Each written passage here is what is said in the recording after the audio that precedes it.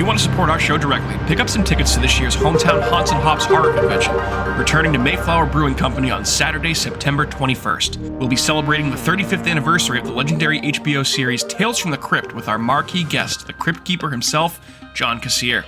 As the only horror convention on the South Shore of Massachusetts, this one-of-a-kind event promises a spine-chilling experience, blending celebrity guests, live podcasts, ghastly decor, and of course, delicious beer from Mayflower Brewing Company. If you're a fan of all things spooky, this is the place to be. Tickets are available for just $25 at inebriart.com/events. That's inebri-art.com/events. And returning to sponsor Haunts and Hops this year are our friends at Halloween New England. HalloweenNewEngland.com is the website for the truly Halloween-obsessed, with the most extensive guides to New England haunted houses, ghost tours, classic horror film screenings, jack-o'-lantern festivals, haunted hayrides, and more. They've got all the thrills covered throughout September and October. With over 2,500 Halloween events and attractions listed, HalloweenNewEngland.com is the only place you'll find absolutely everything you need to make your Halloween season epic. Now, let's get on with the show.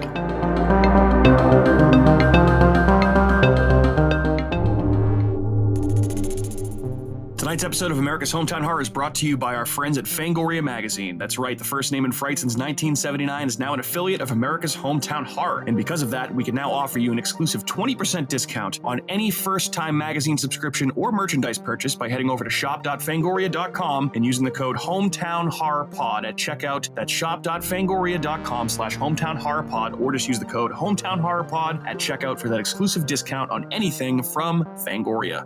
Tonight's episode of America's Hometown Horror is also brought to you by our friends at Horror Facts Magazine. Never heard of Horror Facts Magazine? Well, if you're a horror fan, they're a name that you absolutely should know. You can find them over at horrorfactsdotcom, and they're a great resource for all things horror, including news, reviews, editorials, and lots of other horror podcasts, not only limited to, but including America's Hometown Horror. So head on over to horrorfacts.com and check them out. Now, let's get on with the show.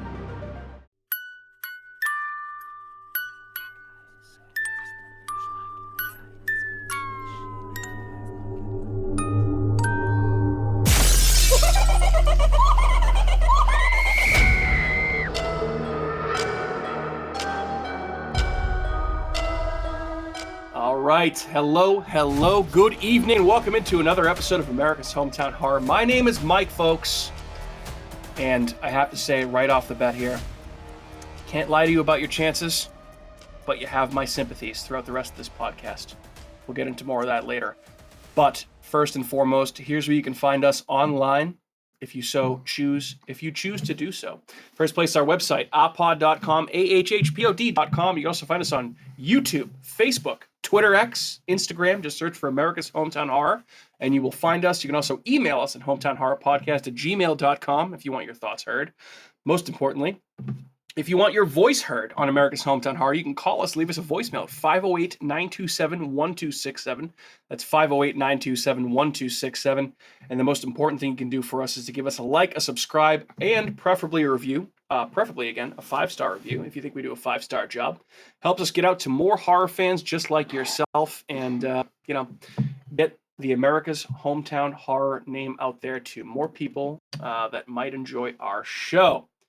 So, with that being said, I have to, first and foremost here, introduce the gentleman I have next to me here. As always, I'm joined by my cohorts, Andrew and Matthew. Gentlemen, hello. Good evening. What's going on? What's up, buddy? How we doing? Oh, fantastic. Doing great. Favorite time of year. Love this time of year. Yep. I couldn't be fucking happier. Yeah. Should we talk about weather? We should talk about... That it's like fall type weather and it's very nice. I was going to recommend your balls, but we don't have to talk about your balls. Oh, okay. Well, I appreciate that. Well, if you don't want to talk about weather and you want to talk about something else. Oh, well. The weather under your balls is pretty The nice. weather under my balls. Okay. Yeah. Well, frightening. Very frightening. Here's something I can talk about. We have a guest here tonight. A guest that we've been longing to bring back on for quite a while.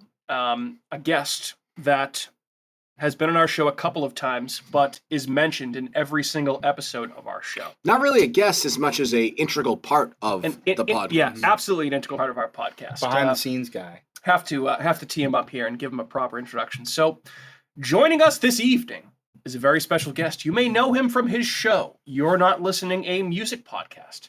He's the producer of some podcast called America's Hometown Horror, if you've ever heard of it. He's also a friend of the show, friend of ours, The guy who has to edit out all of Andrew's bullshit. All right, let's Everyone's bullshit. clarify that. Everyone's bullshit. Real It's fast. a joke, Andrew. Andrew's I bullshit. know. I am Everyone's so aware. fucking sensitive. And one So sad. hell of a model American. Welcome to the show yet again, our good buddy Shauno Laughlin from Skywheel Media, our audio and music producer. Shauno, welcome back to the show, my friend. Golf clap. Good evening to you. Thank you so indeed. much. That is the most the most flattering intro I've ever gotten, I think. Who do you have to edit out the most? Andrew. Oh, shut the fuck up. Shut the fuck up. 100%. You know what? It used to be Kat. It used to be Kat because she would laugh and she'd like break the sound barrier. But Yeah, Cat Clip Yeah, the now- audio. now it's I mostly have Andrew. to say, I mean, so Shauno, you've known Kat longer than Matt and Andrew. Mhm. Not quite as long as myself. Kat and I have been together for quite a long time. Kat's laughter could shatter the sound barrier for sure. She has the most distinctive laugh, probably true. out of anybody that I've ever met in my entire life. And it's one of those things where I've brought it up to her before, and she's like, "What do you mean? I don't have a distinctive laugh. I don't know what you're talking about." I'm like, "You have the most distinctive laugh I've ever It's heard a in my cackle. entire She life." cracks It's a up. straight up cackle. Yeah. I mean, I'm like, Cackle. I'm immune to it now at this point because I've been with her for so long, so I know. But yeah, she probably will take some sort of offense to that at some point if she ever listens to this, which she probably Kat. won't. She would Yeah, never. love you, Kat. Why would she Absolutely. listen we to all, this? We all love Kat. We're not talking shit. We're just having fun. I do miss hearing her side of the conversation. Yeah. Well, I think you will be pleasantly surprised to hear that Kat will be joining us moving forward on most episodes. Or I should say on episodes that she wants to watch the movies and do the research on the subject that we're talking about. So I'll say this though, she's watched more of the movies than I have. Unfortunately, a lot of the times when you guys get episodes to me, I haven't gotten a chance to see them yet. But Fair enough. I'm not big. I'm not crazy about like I don't care about spoilers and stuff. So sorry. I was going to say, That's I've always really felt bad, especially when we do new stuff, which is why I'm so happy with the movie we're talking about tonight. You saw it, like, I was the last one to see this. You saw it opening night, which I saw it speaks opening to night, your, speaks to your level of fandom for this movie. But I always feel bad spoiling what we think is a pretty good movie for you because you obviously have to listen to us assholes talk about said movie. And I did think about you on during the Long Legs episode. I know I was that like, was oh the man. yeah. That's honestly, I forget about what a lot of the content is because when I'm editing you guys, I'm listening for specific things. So like, What are you listening for specifically? If you could share. Slurs. I'm listening for it's mostly it's mostly like artifacts in the audio and stuff that I want to cut out and sounds that are interfering, long pauses, things like that, or things that are just wildly inappropriate. That you guys are you got the explicit flag on your podcast, but there are some Good things reason. that I still feel like shouldn't be in there sometimes. So That's I okay, that's listen to good. those extreme things. Fair enough. I I think you have a good level of judgment for our show, I'd say. So we certainly and honestly, appreciate it's a all the work lot. you do for us. It's a lot of balance, audio like volume balancing is the issues because you need to all get your own microphones, and I'll tell you, you guys know, Mike knows that I've been pushing for you. Oh, guys we've to been get told more- that more multiple microphones. times now by my. We're still working on that. We're still I working have a on that. microphone. Yeah. I have a Well, microphone. I just have to bring it here. Well, so it's funny because Do we I actually did revisit. I have your email saved, Shauno, with equipment recommendations, and I have gone back and looked at it a couple of times, and I'm like, should I pay for childcare for my daughter or buy this stuff? I'm like, nah, I should probably pay for childcare for Maybe my America's daughter. Hometown Horror should start a Patreon account or Right? something. That'd You be know, kinda sick. it's funny. We don't get bleeped. we flirted with that idea for a little while, but we've never pulled the trigger. So maybe that'll be the impetus that drives us forward with that. I don't know. We'll see. Who knows? But anyway, Shauno, have to say, obviously I talked about you're not listening at the beginning of the your introduction here. I am very, very happy to. I announced it, I think, a couple episodes ago. At this point, we're like actually ahead of the game now. We're recording episodes and This is not the doing alligator news one. and all that, and it's all coming out whenever it comes out. So it's kind of timeless episodes. But I did announce that you will be doing a live episode if you're not listening at Haunts and Hops, which I'm fucking psyched for, man. I'm too. so happy you guys are coming. Sure will. Yeah, I really appreciate you guys inviting me. That's awesome. I'm so excited. Every year we do a Halloween special.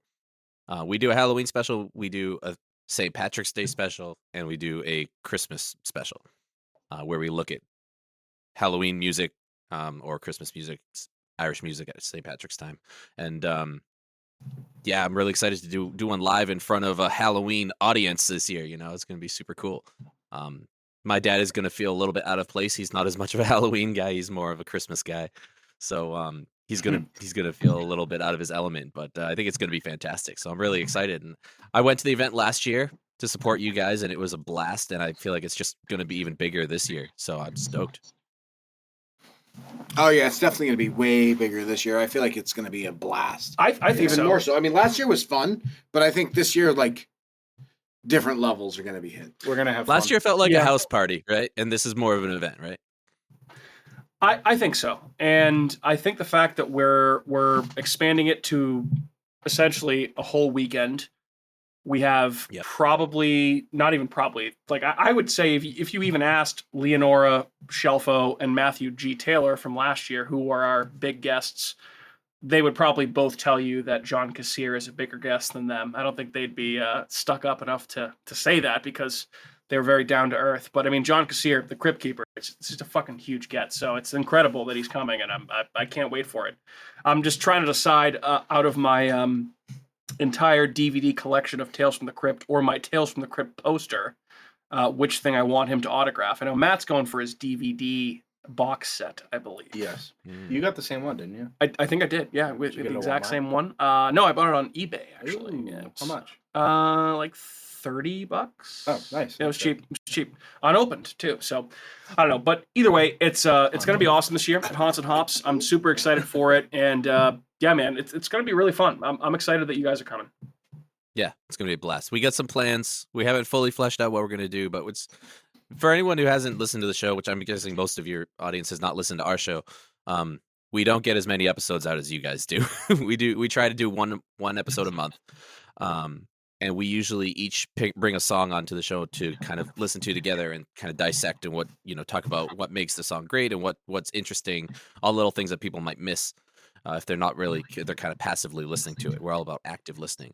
And that's what we do in our Halloween special too. We usually pick a Halloween song each, but we're not going to focus on one specific song this year. It's going to be kind of a larger discussion. So I'm pretty excited, hoping we can get a little audience participation if there's people there, and it's going to be fun. Awesome. And I would say, so if you are coming to Haunts and Hops, get there early, get there often, and take part in all of the panels that are going to be there, including all the live podcasts. So get there for Shauno's podcast. You're not listening. It's going to be awesome. And if I'm not hosting something, Mike, I think you're going to join us, aren't you? Oh, I mean, if you want me to, I certainly will. You said you would. Yeah, As I long think as- we were as- planning on having, unless someone else wants it. If any of you guys want to come on and join, I don't No, know. How many mics I should be good. I know Matt and Andrew and I are hosting trivia, and then I think I'm doing a couple of panels. We're doing our live show, but I think I have an open time slot for when you guys are recording. So I'll definitely join if you want. Yeah, for sure. Beautiful. I love it. Shauno, aside real quick, you are breaking up a little bit on our end. I don't know if that's going to come Don't worry through about on the audio recording or no. Okay. Yeah. All right. Don't worry about it. It's a local recording, so it's recording your voice and my voice, and then it's going to upload them later on. So Okay. it's not dependent on the internet. It doesn't get Perfect. processed over the internet. That's why I use Okay. this. Yeah, this is a great website for that. Sweet. So after Love we it. finish, you guys we'll stop recording, and I need you guys to stick around for a minute while it uploads your file before we close out. Totally fine. We have nothing to do. Plenty of beer, so we'll be good. So, have one. Shauno, it's been a while since you've been on. I have to ask you, aside from all of the horror movies that we've spoiled for you while recording, watch anything good lately? Anything that you have seen or read or anything like that that you want to talk about and touch on before we jump into tonight's topic? I still haven't gotten too much Or horror in anything my you want life to lately. promote? Anything like that at all? And like the floor is yours, my friend. Well, thank you. I think I've done enough promotion for my stuff, but I a lot of my reading has been getting ready for the school year. I'm teaching English this year at Timberlane High School, so I've been reading some classics. But I did read "What Moves the Dead" by T. Kingfisher, which is a kind of retelling of the fall of the House of Usher, which is phenomenal. And it's actually the first book that ever caused me to have a nightmare. Oh, Which Wow. that's never happened to me before. Books usually don't really like freak me out that much, but there's one scene in this book that I read it right before bed, and I just had this like terrifying nightmare about it, which was pretty cool. If you've read the book, if anyone has read the book, it's the sleepwalking scene that really freaked me out. It's a really quick read. It's super short and really fast, but it's really well written. You guys should check that out. I think- What Moves the Dead? And what's that? I was just say, I think they talked about this book on the Colors of the Dark podcast that came out last Friday. really? Too. They did a bunch of book recommendations. I know T. Kingfisher was, if not that one, it was one of their books too. Mhm. So I just It's remember phenomenal. that name. I'm like, oh. Yeah, it's a great book, and it is a really quick read. Did you finish House of Leaves? Oh no, no way. Did you even? How far did you get in that? I haven't even started it. I need. Yeah, We just had with the new baby. I need a little time before I can really dive into a book like that. Yeah, I mean, I think I made it like 100 pages into that thing, and I had to start something else because it was just it's hard to read. It's Yeah. just a difficult thing to read. Right now, I'm reading a book called The Starling House, which is kind of like a haunted house book, but I just started it, so I'm just a few pages in, so I can't really Sure. say much about it. But that's what I've been doing. I mean, haven't been watching a ton of horror. I watched a really cool extraterrestrial movie recently. Beautiful. I saw that in theaters. That was pretty cool. Appropriate for this episode. Yeah. So that I guess that's really it. That's what I've been consumed by lately. So I feel like I have to. As Andrew dies here. Sorry. Fair enough. As we've talked a long time on this podcast about how Salem's Lot needs to just come the fuck out, right? And we finally did get some news about this movie this last week. And I think, Shauno, if I'm not overstepping my boundaries here, this episode should come out this week, right? So we can talk about this and it'll still be current. Yeah, I'm gonna try to get this one out this week. Okay. Did any of you guys see? I know Andrew Matt, I sent it to you guys in the group chat. Shauno, did any of you guys see the photos from the Salem's Lot reboot or the remake or whatever, and the fact that it's actually coming out to streaming like in October, like in a few short weeks? Yep. Sure. Yep. Fucking finally. Oh, yes. About fucking time. I'm excited for it. Yeah, me too. Still my favorite Stephen King novel. I think by far, and I can't Second. wait to see what they do with this. I hope they treat it with as much reverence as they did It, because the It movies are great, and I hope they do as good of a job with this one as they did with the with that and some of the other. I hope they don't treat it like trash, like the Firestarter remake or whatever other trash they've come out recently. Firestarter is kind of it's kind of a random story. Yeah, and it's even the 80s one wasn't like the best movie. So Salem's Lot already has so much going for it, where it's got a good source with the original novel. The OG movie, a lot of people shit on it because it's a TV movie. I love it. I think it's great. It's long as fuck. No, but I love the first one. I really like it. Yeah. So The thing about Stephen King is a lot of his not a lot of his stories are like they don't feel like they would translate well to film, but everybody wants to make every Stephen King story into a movie. Yeah. Right. They also have like a if vibe you read to 'em. if you read Salem's Lot, it reads like a movie. Like it feels like something that should be made into a movie. I haven't read Firestarter, but I imagine it's one of his other ones that like just doesn't read like a movie, but someone wanted to make a movie out of it, you know. It's just the cash grab, most likely. Salem's Lot, I feel like, is one of the few Stephen King novels that is not overly long, reads very quickly, and like you can easily like you finish a chapter, you're like, I want to keep going. I want to finish this absolutely, and that's why I love it so much because I read it in 3 days. Yeah, I mean, I appreciate all of his longer, more epic stuff, but I think for the average person, like if someone were to come to me and say like, hey, I want to start reading Stephen King, where should I start? Like, okay, how scary do you want to go? I want to go scary. Okay, read Salem's Lot. Yeah. Absolutely, like no doubt about it. I think it's still his scariest book. Even though vampires are done to death, this is a really, really fucking good one. So I just hope to God they do this movie justice. I really do. And it's been in development hell for so long, but hey, finally, it didn't get brushed under the rug. Didn't get the Kibosh. The Batgirl treatment, the Brendan Fraser Batgirl movie. They didn't that didn't happen. So that's good. I'm excited. So that was the only piece of news that I felt like we should talk about since we're all, Stephen King and Salem's Lot fans here. I have one thing. Go ahead. That on Shudder, it started today, Horror Essentials. It's going to be on every Tuesday through the... That's today? Yeah. Oh, I didn't realize that. Okay. It's Tuesday. Through the end of September. Today is Tuesday. Today is Tuesday. Today is Tuesday. Very nice. I can't... So I remember I haven't watched it yet, but... When that trailer dropped, I was very excited for it, so I can't wait to watch the rest of it. Or watch any of it, I should say, and keep watching it. Excuse me. Have you seen the Pennywise documentary? That you're streaming that, aren't you? Yes. Event? Yep. So I actually just watched that for the first time. It's good, right? Past week. Yep. I probably should watch it before. We probably should. It's fantastic. I will say. So here's what I'll say. I'm not going to really go into any more details than this. I had a chance over the last week or so, which is ironic because we're talking about an alien movie. Did have a small procedure done on my abdomen surgically, and obviously I watched Prometheus, Covenant, Aliens. I replayed Alien Isolation. Weird thing to do when you're having that type of procedure done. You autism out, it's fine. Got fake tits. You can autism out, I got fake boobs, so Matt and Andrew are both feeling them up right now. Hernia. Yeah. So it's certainly not fun and a weird thing to watch when you're, when you're weird move. I was like, wow.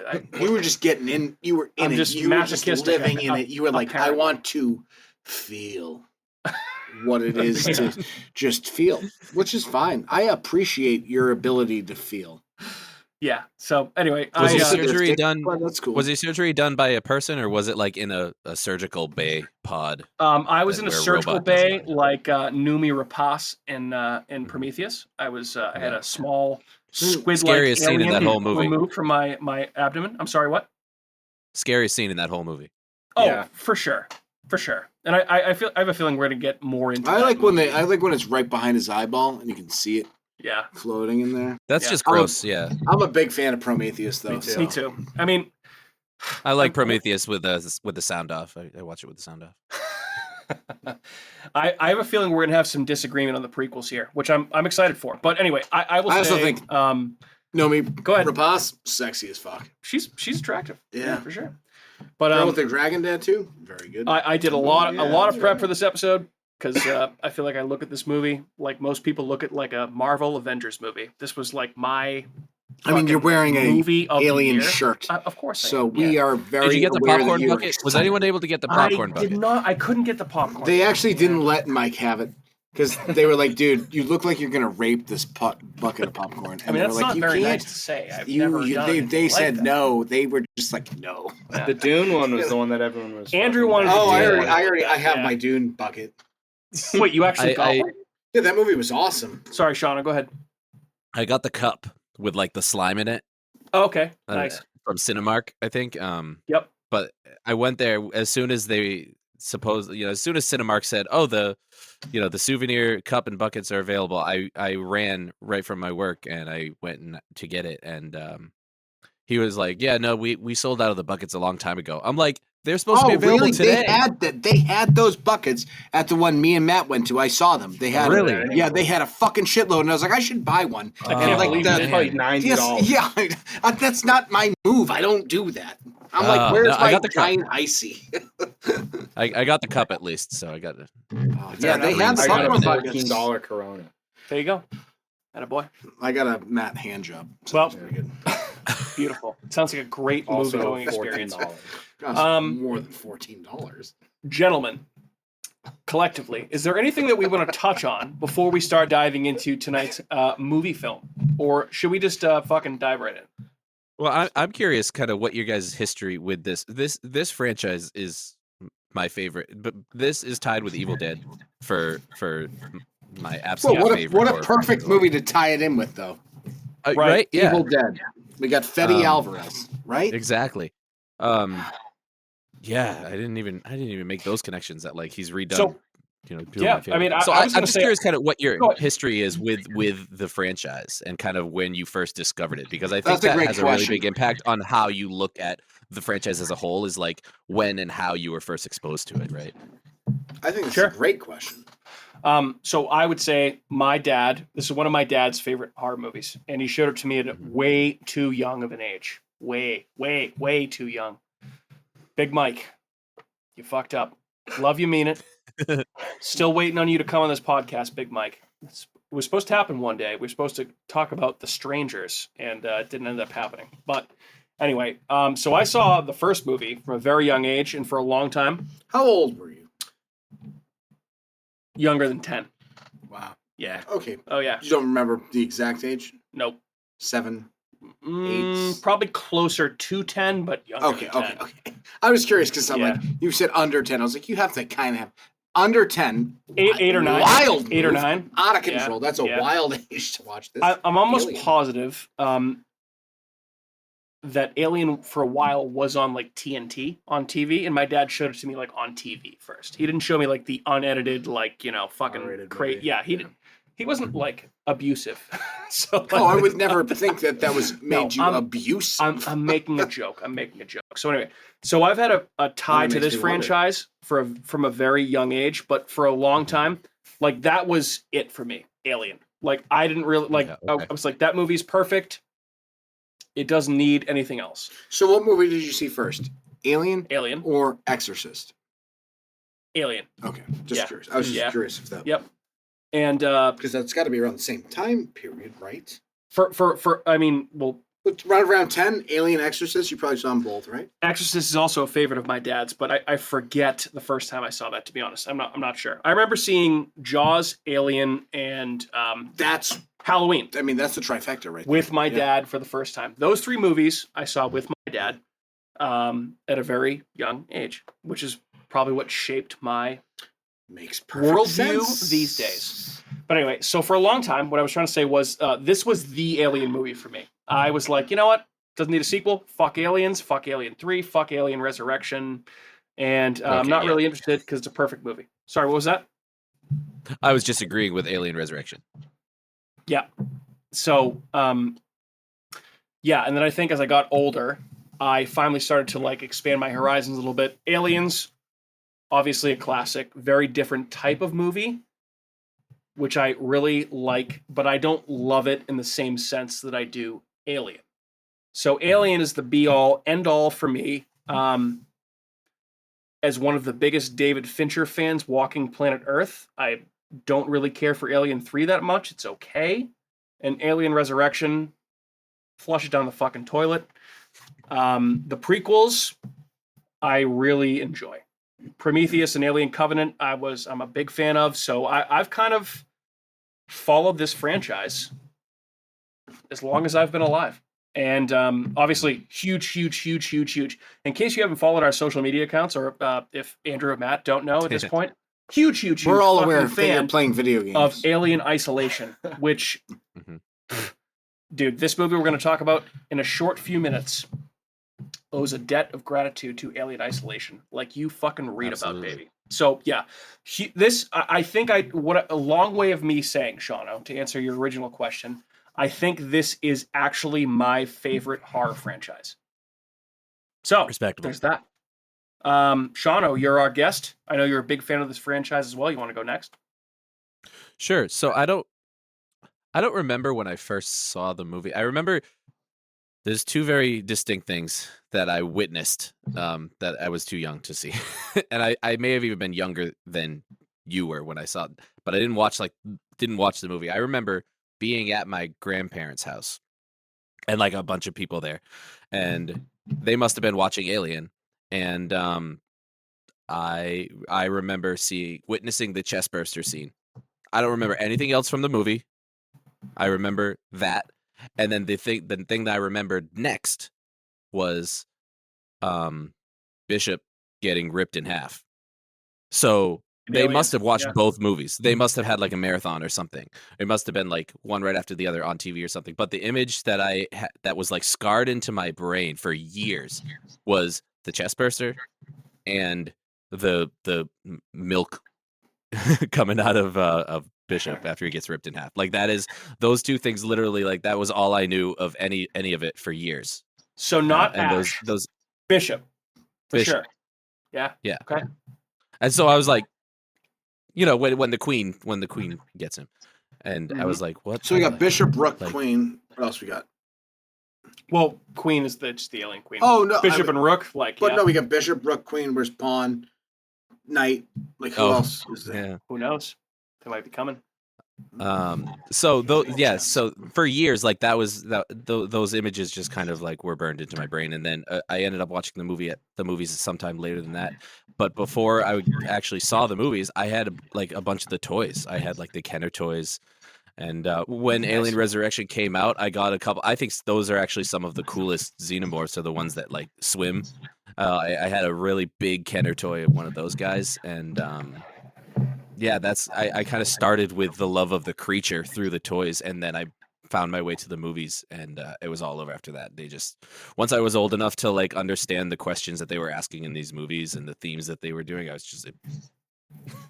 just took over my life. Blew your mind, right? That's kind of how I was. Sure. I didn't really realize that it was more about other things until like later on, but first it was just really cool, and then it just became more cool. I think that's how a lot of people are introduced. It's one of the coolest creature designs of all time, and it's one of the most terrifying creature designs of all time. And you start with that, just this amazingly cool monster, and then the more you watch it and the more you grow, you start to realize like, oh wait, this is a much bigger story and a much more fascinating story that you can. It's like the gift that keeps on giving, right? And I actually found one of my old Kenner toys. Hold on. Nice. There he is. Podcast listeners, you can't see this right now, but that is it's a visual gag on an audio podcast, but unbelievable. Yeah, so cool. This thing is probably 25 years old, maybe 30 years old. I love that you still have that, and I wish that I still had one of mine, to be honest. Yeah, I have a couple other ones. I'm not sure where they are, but I'll take you one further, Shauno. Is this? I know it's not the most iconic.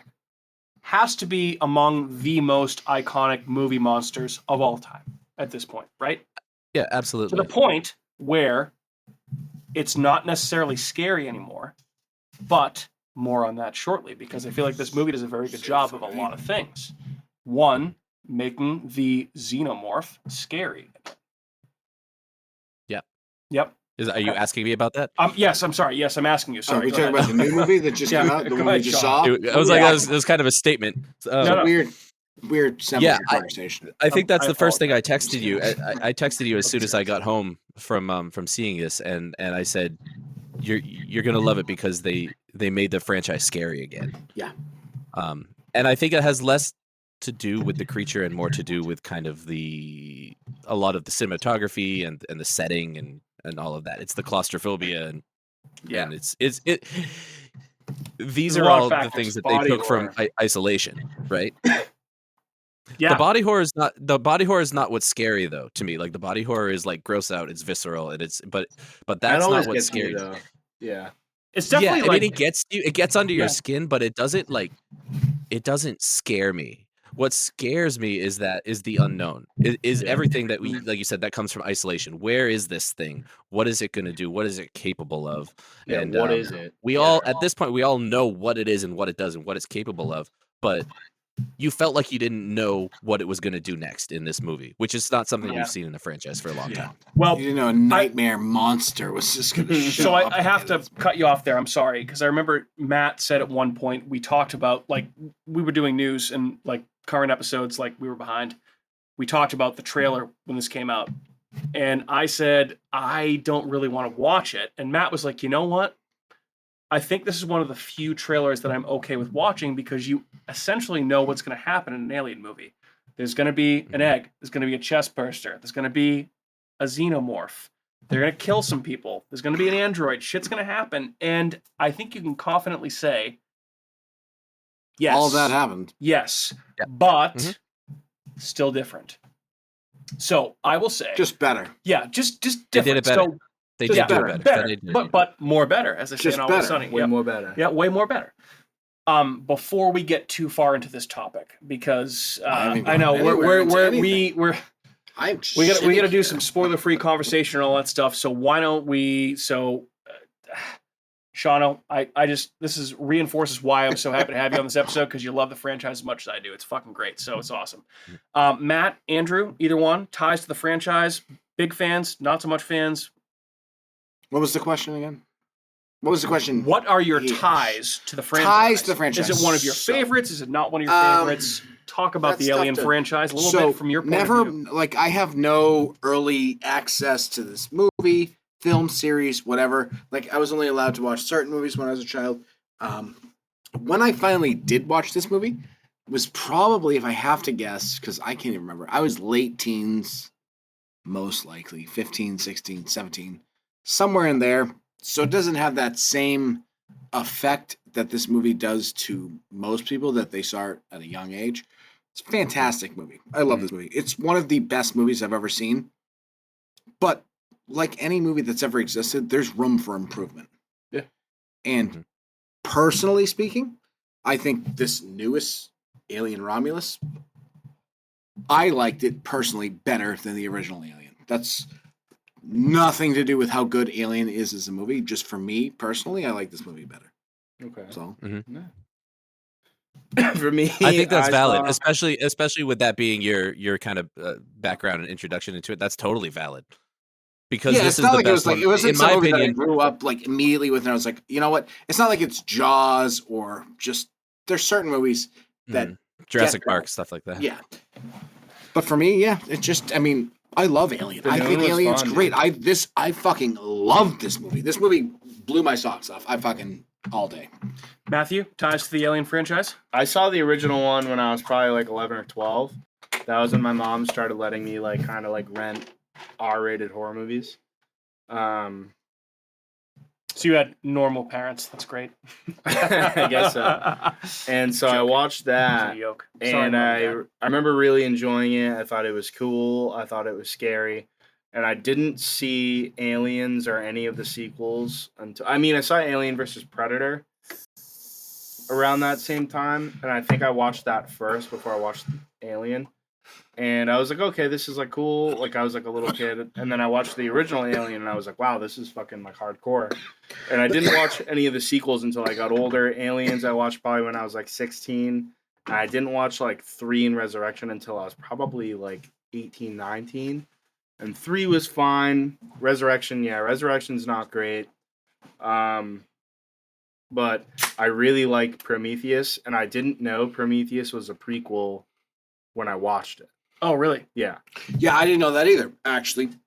That's actually funny, because Andrew and I were just talking about this. We were talking about that, and I finished watching the movie, and I was like, this movie fucking rocks. So that might be why I love Prometheus and Covenant so much. Covenant I liked a lot, Two of my favorite alien-type movies, not alien movies, but alien... I love those Shauno, do you remember Prometheus being promoted as an alien prequel? Because I do. No. From what I understand, from what I understand, and I don't know if this is true.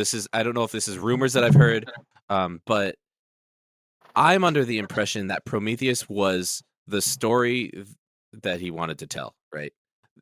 And it was not going to be an alien movie, and the studio said, we need to make more money, connect this to the Alien franchise. And that's what it feels like. I didn't know that. That's what it feels like. It feels like he was making a extraterrestrial movie. He wanted to make a sci-fi movie and ask, where did we come from? And he wanted to answer that question. And it feels like you're watching that throughout the whole thing, and then at the end, that's when it feels like an alien movie. It feels like it's shoehorned in there, and this is one of the problems that I have with it. There's a lot of Okay. Are we going to get into the prequels? Are we having the prequel I mean, conversation? we can get into it because I have a counterpoint. Wait, so I guess. All right, so we're kind of going on with. Let's just keep going. Go ahead, Shaun. I want to hear it. I want to hear it. Yeah, I want to hear it. So I think that the Prometheus is a beautiful movie. It's incredible. The cinematography, the visuals, some of the questions they ask, very, very cool. I think the script is just abysmal. I think the dialogue is really, really cringy and really, really bad. And that's why I said I like watching this movie in the background, and I'll watch it. I'll watch it on mute if I'm doing something else, because I think it's gorgeous, and I think a lot of the body horror and the creature effects are really, really well done and super cool. It certainly does look pretty, for sure. It does. To me, it really feels like it's forcing itself into the franchise. It doesn't. There's a lot of arguments about, why is the technology so much better if it's supposed to take place 100 whatever years before the first Alien movie, right? And I get the whole truckers in space, less budget, classism, all right? of that, classism, yeah, for sure. But it's almost like too much of a divide. And my biggest problem that I have with it is that they tried to answer the biggest question, one of the biggest questions that came out of the original Alien movie that was unanswered for so many years, which is what is the space jockey? And I still feel to this day, I kind of don't count Prometheus in my headcanon of Alien, because I don't want to know what the space jockey is. I want that to be a mystery. It's terrifying to look at that thing and say, what the hell is this thing? And then when you just find out that, it's just this, this more godlike species, more advanced species that just puts a space helmet on, that doesn't do it for me. It really doesn't. And those are some of the issues that I have with it. I was so excited when Covenant was coming out. I also got tickets for that pretty quickly after it was released. I was so stoked. I went and watched it in the theaters, and I liked it. I do like it. I have the DVD. I think it's good. Dude, Covenant's a good movie. That's a good Alien movie. I was really disappointed coming out of the theater, and I couldn't figure out why. Like, it wasn't what I wanted for some reason. And I think it is a good Alien movie, but I think what it is it strips away all the mystery. They've been doing too much explaining in these prequels, and I think it's good for telling a story. But to me, the thing, if you look at the Alien franchise, what worked with the very first movie is you're constantly saying, what the hell is happening? What's going on next? What is this? It starts off with, what is this sound that they're picking up? This beacon. What the hell is this planet? What was this ship? What is in this egg? What's on his face? All of a sudden he's not sick anymore. He's fine. Like, now what's going on? You're constantly questioning. You don't know what's going to happen next. The whole movie is a what the fuck, for sure. Yeah. And then the second one, it's like, it didn't need a sequel, because that's what that's all about. And that's why they haven't been able to capture that same kind of atmosphere in the sequels, is because you know everything at this point. You watched Aliens, and you see how it all works. You see the hive, and now you know how it works. So now it's just become it's become like, we're just going to watch these things hatch out of an egg, like Matt was saying. There's going to be an egg, there's going to be a face hugger, there's going to be a chest burster, there's going to be an alien, and they're going to kill a bunch of people. There's going to be big guns, and there's and Aliens is phenomenal. I think it's easily the second best in the whole franchise. One of the best sequels ever made, if not the best. It's in contention with T2 Judgment Day. I completely agree, and I'm going to defer to Andrew here in a second, but I have to say, so like, one of the things that I don't like about Aliens, quickly, right? I like the fact that in Alien, it's not called a xenomorph, it's an alien. Mm-hmm. The company is not called Weylandyutani, it's called The Company. The Company. And in most of the stuff, when they introduce it as The Company, I like that, because it's much more ambiguous. It's much close to the edge. No, it's fine. And I that's why, like, I get what what Cameron was trying to do with Aliens, but that's why I think I prefer Alien, because it's scarier and it's more ambiguous, and everything is just like left open for interpretation. That's what Aliens made that movie work. Yeah. And in the time that came out, you're seeing all the franchise building, right?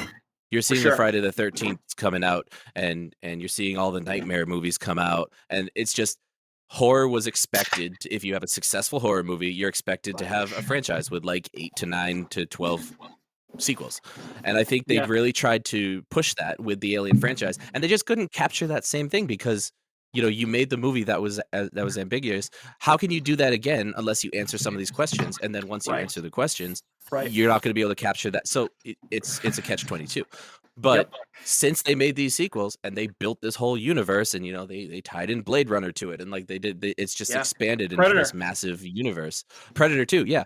And so you kind of need to keep feeding the beast, because the people who are freaks like me, who are just obsessed with it, like me and you, we always want more.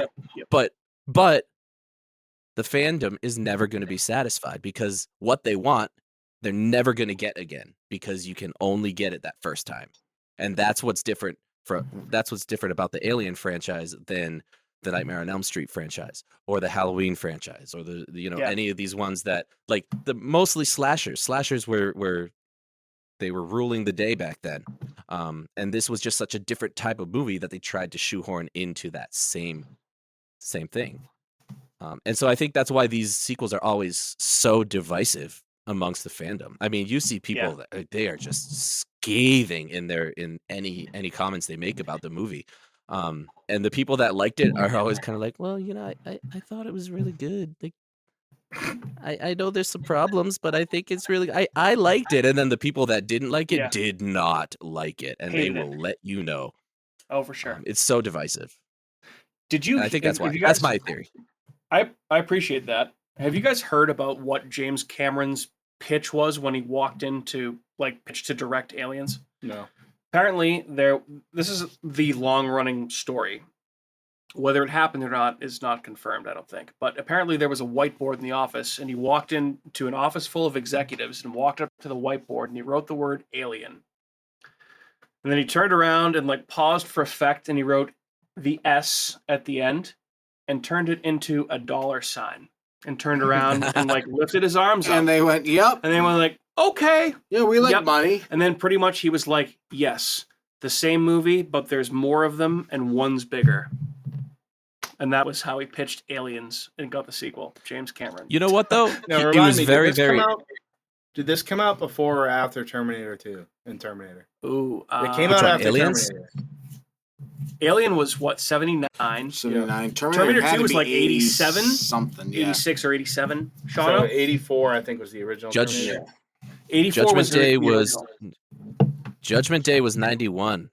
91? Wow. Oh, no shit. Holy okay. Shit. Yep. 12 years later. I guess, yeah, Edward. And so, but the thing that Judgment Day had going for it was it's an action series more than it's an action sci-fi, and so those you could just keep rolling out, right? And that's a whole other conversation. I think what Cameron did was very, very, very smart in that I'm going to make a sequel to this movie, but I'm not going to make it a horror movie. I'm going to make it an action movie.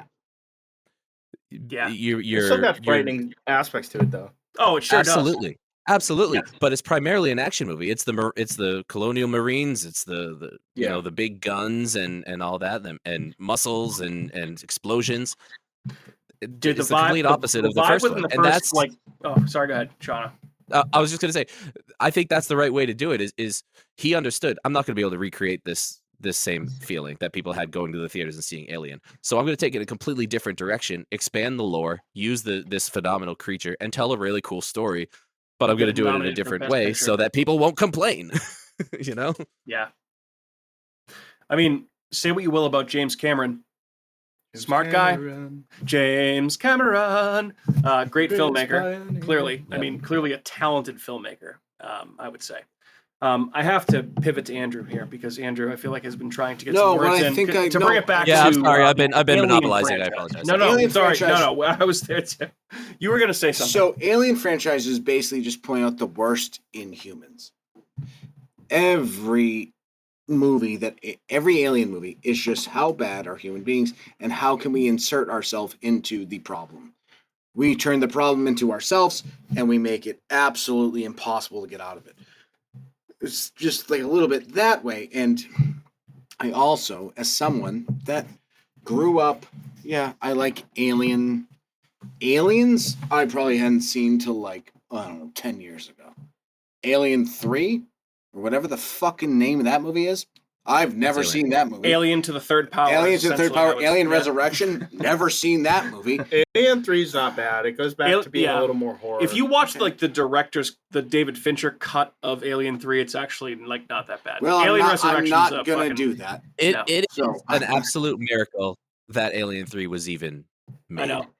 So is it good or bad? It's not bad. You would probably like that. You would like it. To put it in perspective for you, because I know how much you love The Island of Dr. Moreau. Okay, I love that movie for I understand, reasons. but the production of Alien 3 was like almost on par with just how as bad fucked up. Yeah, Island of Dr. Moreau with not as bad. Have you seen the documentary about that? I haven't seen that. I need to watch that. It's on my list, but I haven't seen it yet. Andrew, yes. I love The Island of Dr. Moreau. Dude, Marlon Brando, Shaun, fucking. I don't know what it is about that movie. Val Kilmer. I love that movie. Val Kilmer. Dude, Val Kilmer. Val Kilmer's in it. Marlon Brando's in it. Yeah, movie's fucking great. Yeah, Marlon Brando apparently it's not a bad movie. Well, and the makeup effects very cool. Shauno, we should do an episode on the Island of Dr. Moreau for an Andrew pitch. Well, we should get back into this. Right. So we're getting back to this because I am not a gatekeeper. I do not keep films, Gates. and especially Alien. Like, we all know me. I'm not Halloween. What's my favorite Halloween? Halloween 3. You typically... I'm a fucking asshole when it comes to talking about any movie that anybody likes. To be fair, this opinion is on par with all my other opinions. Yeah, I was going to say, like, because this is my favorite Alien movie. You don't really hold necessarily the stupid thing the to classics in as high regard. No, because they aren't classic to me. I'm not making fun of you. That's why I'm saying that, though. I'm not saying that you are. I'm just saying they're not. These aren't classics to me. Fair enough. So just because treating them as if they aren't. Listen, I am like open to the suggestion that because a lot of the movies that I deem to be classics, like I watched with my dad for the first time when I was really young. Yeah. Okay, I have a nostalgic tie to them, but they're also fantastic movies. But that doesn't mean that the movies that you consider to be classics aren't classics. That also doesn't mean that the original Alien isn't the fucking tits, isn't one of my favorite fucking horror movies. Yes. I'm not saying this like some jackass. It's like, I don't appreciate Alien. I fucking love Alien. Alien is one of the scariest movies I've ever watched. This movie is way more fucking scary. Alien walked so this movie could run, and I appreciate this movie so much more than I do Alien. To me, this is a perfect movie. To me, I want to watch every Fede Alvarez movie that ever comes out, if it's anything like this, or the fucking Evil Dead movie, because those are two of my favorite remakes, and it makes me think that maybe they're not my favorite remakes, they're just my favorite type of that movie. I have a side note. Do we consider the Fede Alvarez Evil Dead a remake or a sequel? It's a very good question. I consider that a requel. remake. I consider it a sequel. It's more of a sequel. I would call it a requel because it's telling the same story, but they definitely made it. I think they made it with the intention of it being a sequel since they included, Ash's car in there. They and stuff definitely like made that. it with the intention of being better. Yeah. Than Evil Dead. I'm sorry. The Evil Dead remake is better than the original Evil Dead. And this movie is better than the original Alien because it's just better. Yeah, there's a lot of circumstances that need to go into that Evil Dead. I'm guilty of gatekeeping because I do it all the time. Like when people are like, "Oh, like the original Texas Chainsaw Massacre is like," or like I'm like, "Shut Dawn of the Dead, like Dead of the Dead, Dead's fucking Dead's," like whatever the movie is. You're like, yeah. Dead. If I ever met somebody that told me The Thing was bad, I'd probably punch them in the face. No, The Thing is way better of an Alien movie than Alien. Just saying. Ooh, that's a really spicy take. Is it? I don't think it's a bad take though. It's not a bad take. I prefer different The movies. Thing than the Alien. I think I actually prefer The Thing over the Alien too. So I probably prefer The Thing as well. I would hope you would, because I know you would. The Thing, I think, at this point is the leader in the clubhouse for me. Best movie of all time. The special effects in that movie are astounding. Pretty close. Pretty fucking close. My favorite movie of all time. How about that? But I expect that. Yeah. And I bet you I know what Matt's favorite movie was. It's probably Texas Chainsaw. Texas Chainsaw Massacre. Yep. And you know what mine is. And it's not It's Phantasm, so don't fucking say it. It's Hellraiser. Hellraiser. There we go. All right, gentlemen. If I may, why don't we pause the conversation on the Alien franchise and loop it into conversation about Alien Romulus, if that works for you guys, or do we have anything else that we want to touch on? I do want to say one thing. Yes, here we go. What is it? Sorry, just real quick. This is fair. This is good. About the prequels. Totally fair. We can still talk about the prequels. Being Prometheus and Alien Covenant. Because we were talking earlier about how it was like, Shauno, you had mentioned like Alien became a thing, and then it was like there was no way to like recreate it. I did find it interesting how Prometheus and Alien Covenant kind of went into the mythos of how it's evolved to be a xenomorph, and how it's kind of like constantly becoming a copy of like what it infests and what it comes out of. Yeah. And to be the perfect specimen. And I use finger quotes there.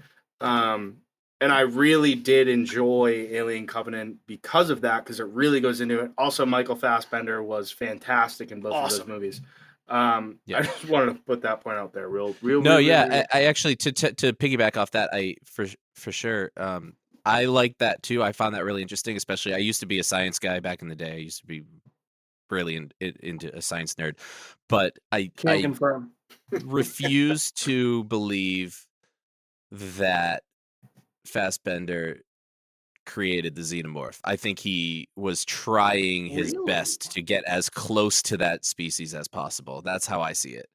But that's the thing that's so interesting is that it's so many different. I think he got close. Yeah. Fassbender's but I think he couldn't create it. Ever created. Sorry.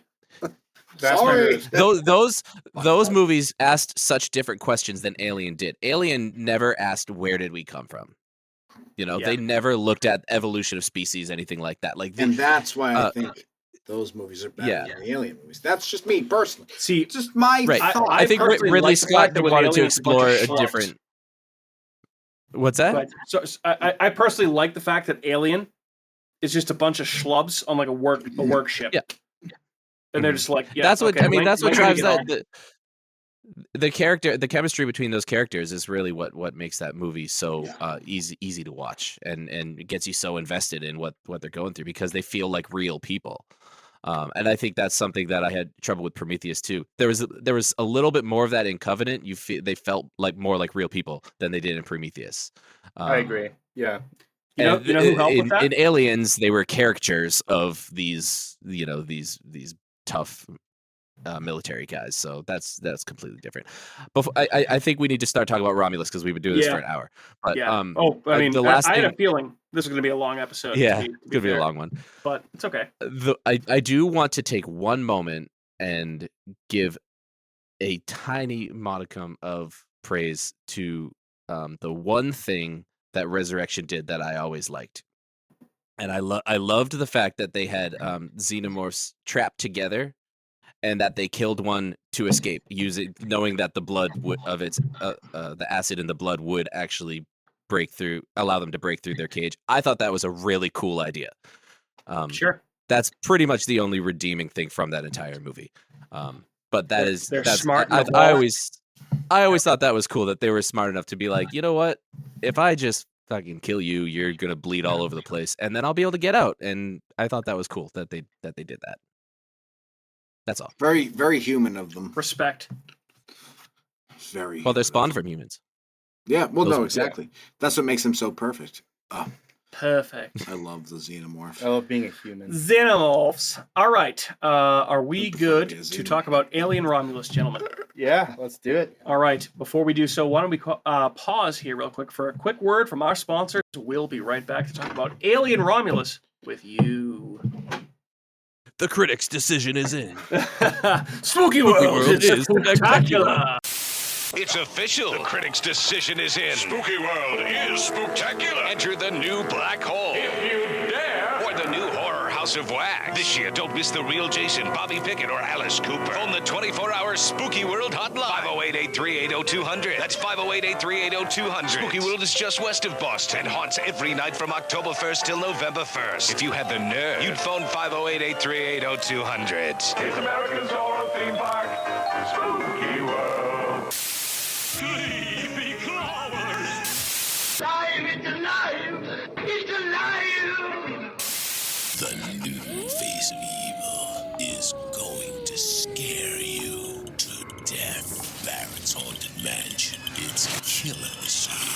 then be next door to the Abington Ale House. Barrett's Haunted Mansion. Eat, drink, and be scary. Go to bhmansion.com.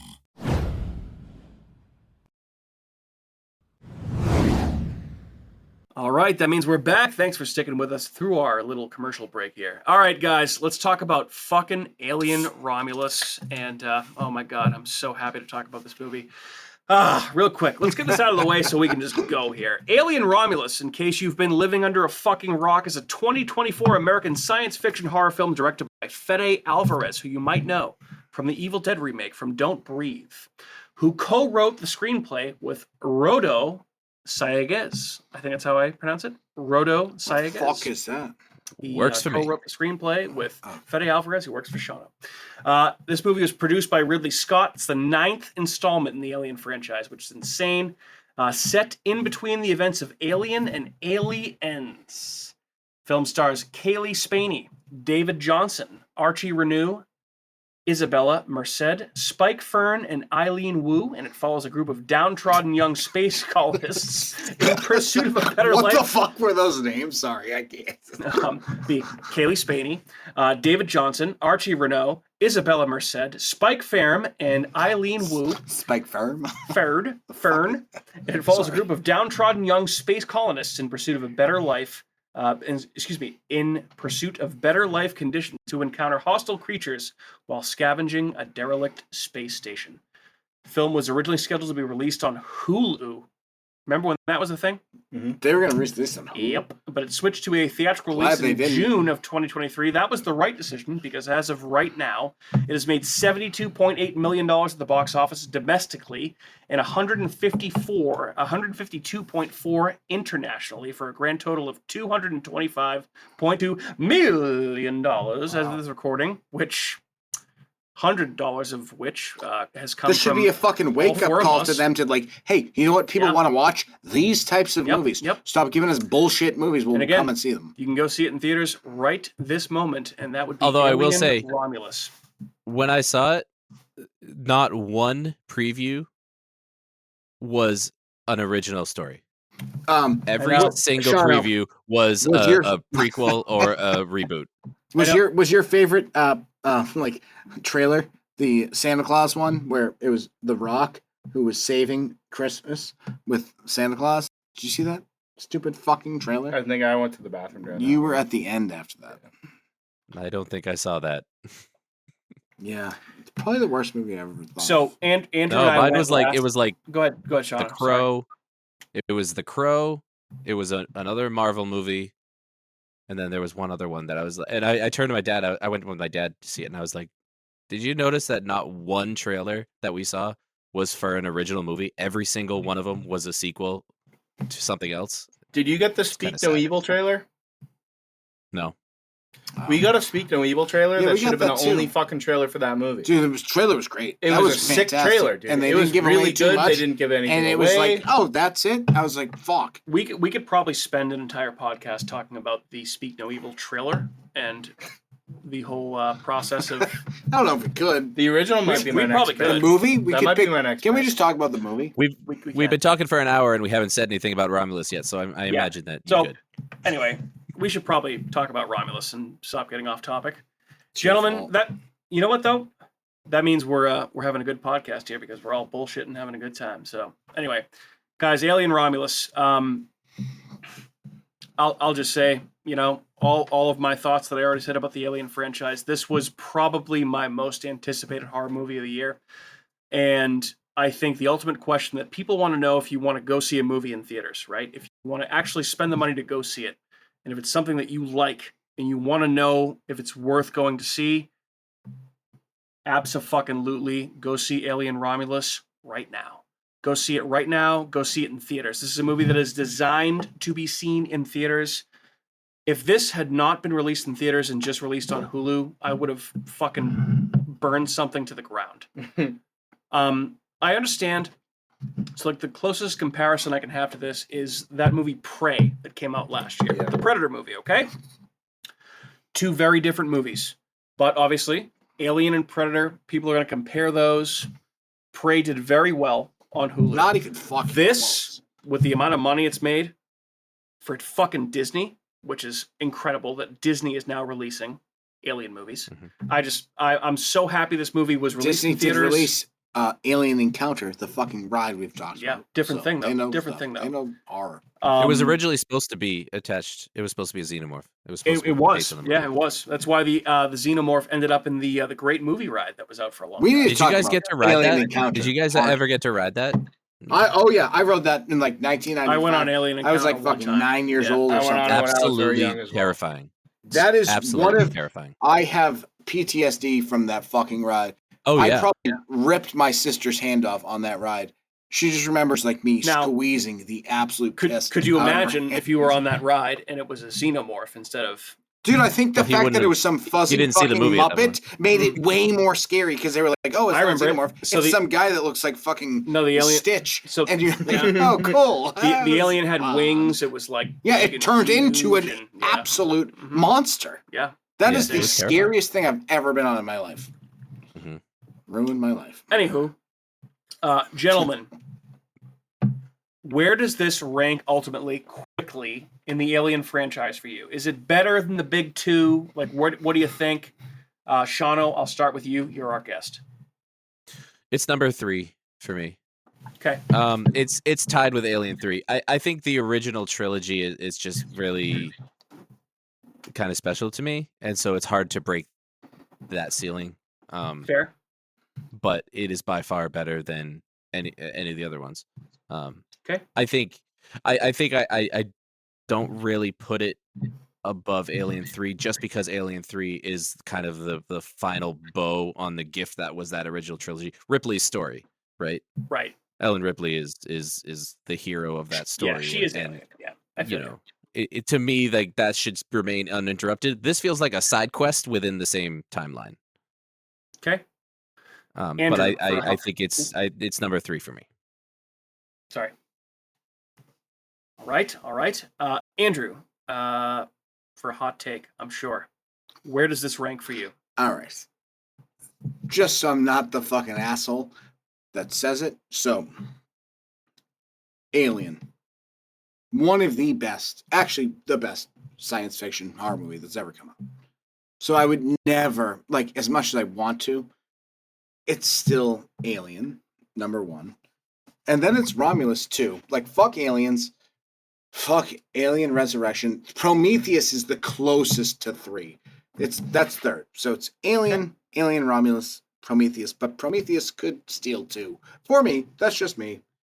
I mean... Interesting. Okay. I don't, this... Fair. Fucking...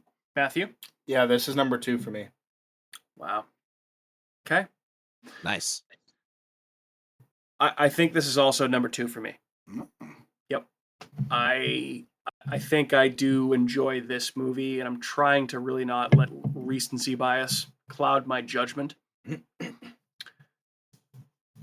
a good point. I know. I really like Aliens. I don't love it, and I think I might love this movie. Oh, I fucking This movie so rocked. much fun. I think I might love it. I love that final boss. I look at Aliens as like comfort food. Mm-hmm. It's like a comfort food movie, right? Because it's like Alien is like terrifying. It's terrifying. But Aliens, it just feels like steak and potatoes to me. It's comfort food movie. This one is more akin to that. This one is also terrifying. So yeah, it's up there. But I love Aliens so much, especially that final battle scene. Yeah. Get away from her, you bitch. It just holds so many places in my heart that I can't put it above Aliens. I mean, that's fair. I don't blame you for that. I can totally understand. More on that line in just a little bit. Yeah. By the way. Well, we don't even talk. Why are we talking? That was I think I told you, I was like, there's one part that's a little bit cringy. And that was the one. That's so bad. That was the one. Can't stutter when you say that. So actually, although we cheered, everyone in the theater cheered when I saw it when that happened. Well, so I wanted to ask you about. So you saw it in theaters opening night. Was it packed? Mm-hmm. It was pretty full. It wasn't sold out. I went to Apple Cinemas in Hooksett, and they have an IMAX. They was playing an IMAX and standard. Okay. The IMAX was a half hour later, so I decided to go for the standard because it was a little bit cheaper and it was a little earlier. So I said, this is what I'm going to do. I'm glad I made that decision.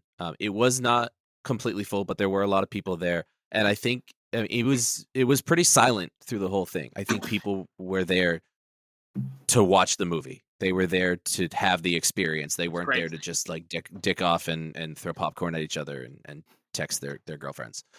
I think it was a good movie going experience. There were moments when people cheered. There were moments where people kind of like recoiled a little bit, and some of the body horror stuff. It felt like it used to feel going to the movies. It was nice. It was a good experience. I mean, I had a great time seeing it with Andrew, just me and him last night. There was nobody there. I put my arm around him. I had nobody. There was nobody else there. It was awesome. It was really cool. But we saw it in RPX. It was really fun. And dude, I'm gonna tell you, like the opening scene of this movie where the ships are blasting around in outer space. Dude, I thought the seat was gonna explode out from under me. It was fucking so loud, and I was like, "Holy!" Yeah, it's shit. very loud. It's very loud. Yeah. Very, very loud. So I thought it was cool. Yeah, I didn't have that experience. Opening loudness of this movie is so good. Yeah. So Shauno, we talked briefly about like a couple of fan servicey moments. Mm-hmm. Gentlemen, at any point for you guys, did it get a little bit too fan servicey? Andrew, I'll start with you. I'm not enough of a fan to give a fuck. Okay, fair. Matt? Yeah, that cheesy line at the end. Yeah. I was thrown off a little bit by. Are we doing spoilers? Not quite yet. Okay, I'll come back to it. Okay. Right. Shauno, did it get a little bit too fan servicey for you at any point? At times, it did. I like what they did with the spoiler that we're probably going to get into, the one character spoiler. I thought that a lot of people have issue with that, thinking that that's like just extreme fan service, but I think it's smart the way that they did it. But yeah, some of the lines, when he says, when it's referred to as perfect organism, again, that's not really a spoiler. Somebody calls it a perfect organism again. Because of who says it and the way that person is connected into the company and the storyline itself, yeah, it's okay. But it's mostly like one-liners, right, that they put in, that it's like, come up with your own one-liners. Like, aliens did it with "Get away from her, you bitch." Come up with your own "Get away from her, you bitch." Yeah. And there might be some in there. We're gonna have to wait and see kind of what stands the test of time and if people quote anything from this movie. But what I will say is some, the acting. Some yeah, fan sorry, service. Go ahead. No, I was just gonna say that there was fan service that kind of fell into cringy territory for me sometimes. Okay, fair. I lost my. But I loved it in the moment. Oh yeah, those of course. are the things that like that's the thing, you get caught up in it, and like when he says "get away from her," and then there's a pause, and you're like, is he gonna say it? He's not gonna say it. Is he gonna say it? And then he goes, "You bitch," and everyone's just like, but then you think about it later, and you're like, oh, that's really cringy. Yeah. See, the thing about that was never even like that didn't dawn on me because, again, I haven't seen this movie 8,000 times. So it didn't really. So I was watching you the whole time, and you made like this weird movement when it happened. I was like, I was fist Mike's pumping really upset or pumped about Mm-hmm. this. I don't know what's going on. I was just like, I was like, well, here it is. I like put my palms up. I was like, all right, here it is. Because I was watching with you, and I was like, I don't know if he likes this movie or hates this movie. Oh, I fucking love it. Know what's going on. You don't even know me. Who are you? No, I knew that you would love this movie, but during it, I didn't know what you were doing. So. Well, the first time I just like put my palm up, I was like, okay. That was when I first realized that that's how they were going to bring Ash, or the Ash likeness. Oh, actually, well, you know what? Fuck it. We're in spoiler territory now. Sorry. I think we've been doing this for long enough that we can probably be spoiler filled at this point, right? Yeah. Fill the spoils. Right. Yeah. But yeah, that was the first time I was like, okay, all right, here we go. Now we're off and cooking with gas. Ash is here. What's going on? Like, they're trapped in a little room with a bunch of fucking face huggers. It was awesome. It was really cool. Yeah, I thought the movie kind of took off. Didn't really waste too much time. Not an ounce of fat on it. Just fucking ran the whole Yeah. time. Just go, go, go, go. Awesome practical effects. It was great. I really, really loved it a lot. Lots of cool new ideas. Lots of cool new I thought ideas so that you too. don't And I just one thing I'll say, Shauno, I'm sorry to interrupt. I would have a really, if for some reason this is not my number 1 or my number 2 movie of the year, there was some other banger that came out this year, which I don't think is coming. Maybe Terrifier 3. We'll see. I don't know. But yeah, I just It's going to be hard to compare those two. I loved different. this movie. As a huge fan of the Alien franchise, this pretty much gave me everything I wanted, aside from one major omission, which I will bring up in a little bit here. But I want to hear everybody else's spoiler-filled thoughts. Excuse me. Jesus Christ. Matt.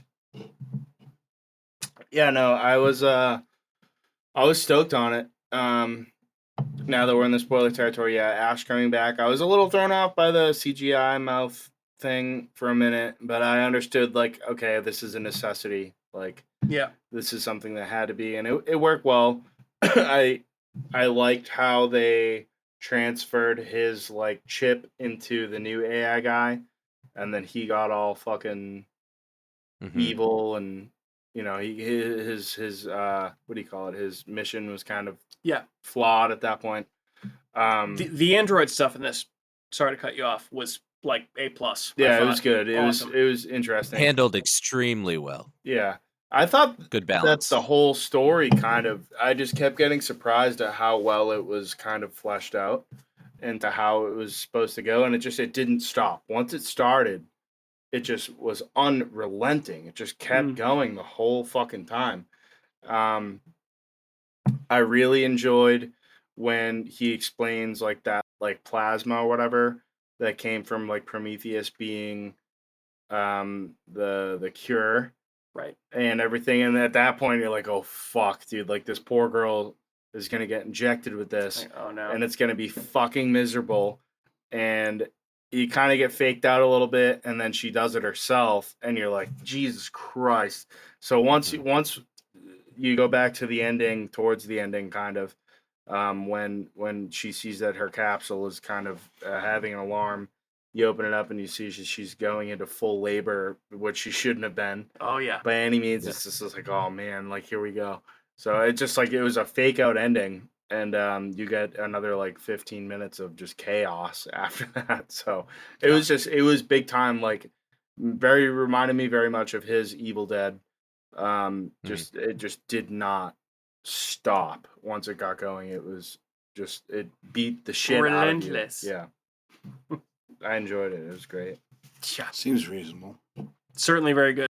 Certainly excellent, I would say. Yeah.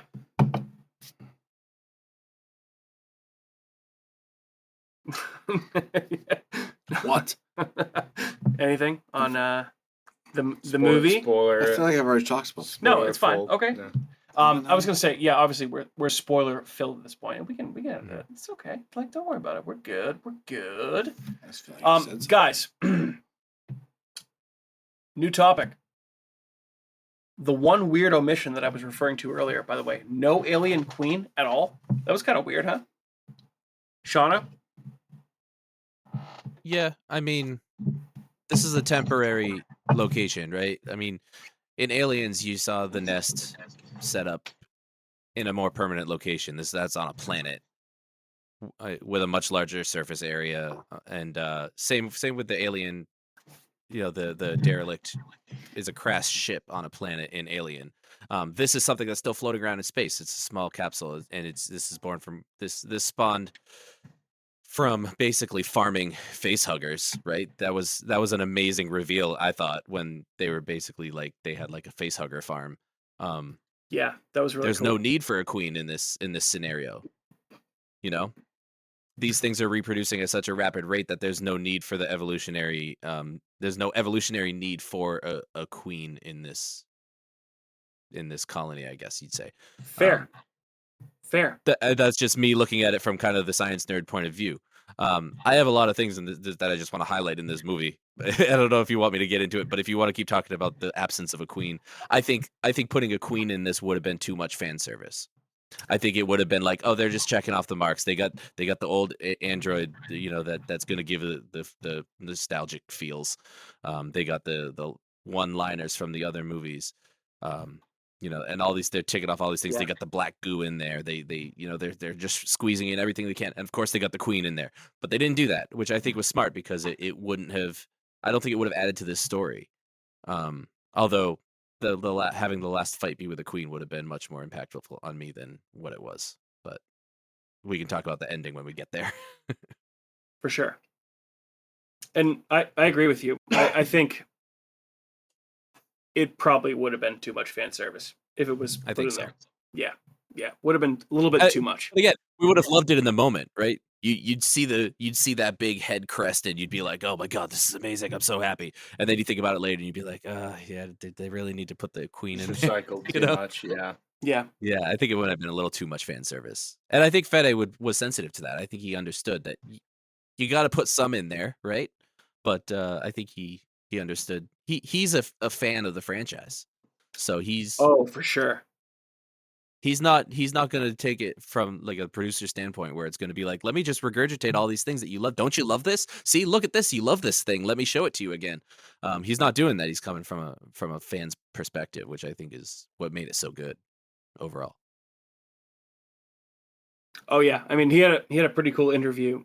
Him and Ridley Scott talking in the new Fangoria that came out a couple of months ago, talking about this movie, and yeah.